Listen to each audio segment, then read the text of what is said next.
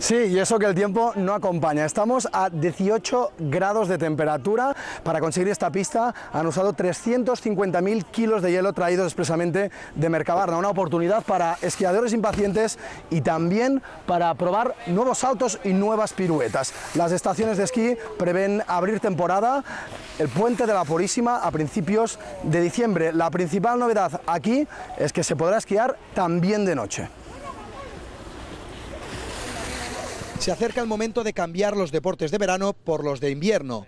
El tiempo no acompaña, pero aquí ya podemos prepararnos.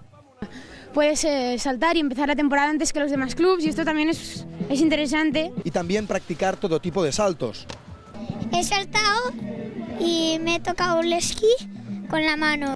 Las mejoras en el material se centran sobre todo en la seguridad. En el caso de que haya una luz, pues la mochila tiene un sistema donde hincha unos airbags y eso te protege y te mantiene más a flote dentro de la luz. Si nos perdemos, la búsqueda con perros es cada vez más efectiva. Cada persona, igual que una huella digital, tiene una huella olfactiva según la raza que tengamos, donde vivimos, qué comemos, dónde trabajamos, y el perro, su principio de trabajo es buscar las huellas que vamos dejando en el recorrido, en la traza.